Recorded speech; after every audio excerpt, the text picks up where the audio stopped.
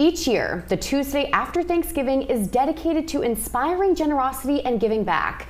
Joining us to share more about this global movement known as Giving Tuesday is Helen Wolf, Senior Director of Development and Stewardship for the Coastal Community Foundation. Helen, great to have you back with us today.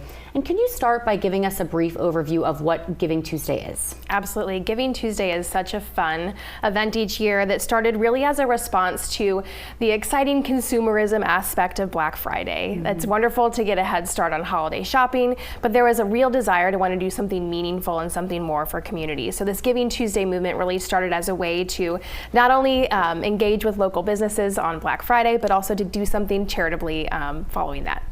Obviously, mentioning Black Friday, this is right, in the middle of the holiday season. So why do you think this timing of Giving Tuesday resonates so well with people?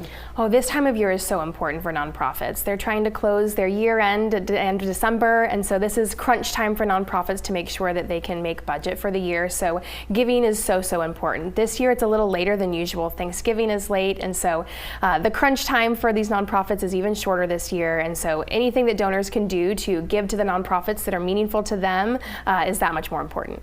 In addition to giving donations, when we think about charitable giving, the first thing that comes to mind is money, because that's usually what they can use the best. They can put it to their resources that are needed. But what other ways can we give? Absolutely. So many people think of time, talent, and treasure. At Coastal Community Foundation, we also think of SMURF, not the little blue things, but social, moral, intellectual, reputational, and financial capital. So in addition to giving money to nonprofits, maybe you can spread awareness or advocacy. Maybe you can use your social circle and share information about a cause that's important to you, really thinking outside the box beyond money. How can families incorporate giving into their holiday traditions? This is so great. There's so many fun ways to incorporate this. Many people have a habit of going to see the lights or these wonderful family traditions, but really thinking about how you can infuse philanthropy into that just takes it to the next level. We've seen many families that have been putting ornaments on a tree to think about the nonprofits that they love or the causes that they care about. And in addition to that, maybe they choose to give them a surprise donation at the end of the year. Any of these normal routine habits that we have that we can infuse philanthropy into just makes it that much more memorable. That is really what the Coastal Community Foundation does. So can you expand on the process and what the Coastal Community Foundation does as a whole? Absolutely. So Coastal Community Foundation exists to help donors connect to nonprofits and causes that are important to them and help define the legacy that they want to leave so that the betterment of community is found and felt by everyone. So we do this by working with donors to create funds with a lot of specificity and little specificity. Sometimes donors say that they want to care about Berkeley County, and so we have the Giving Back to Berkeley Fund that focuses just on that geographic region.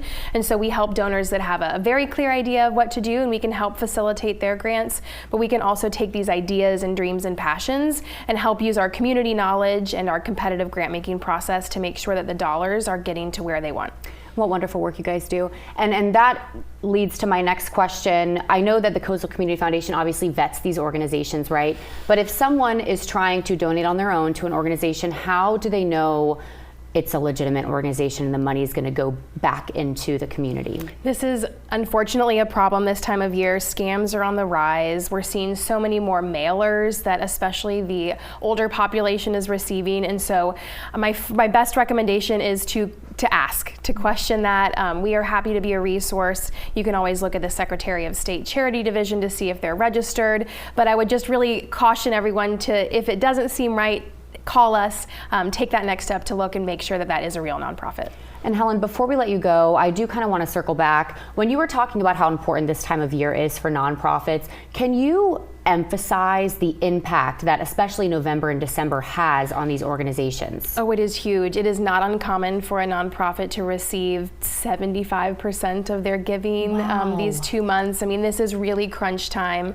It is a positive, a really wonderful time that families and individuals are choosing to think about how thankful and grateful and these wonderful traditions that they have. So we can really marry the two to make sure that these nonprofits are set up for success for year end. Wonderful, Helen. Thank you for being here. CoastalCommunityFoundation.org is where you can go to learn more, and we're back in 2 minutes.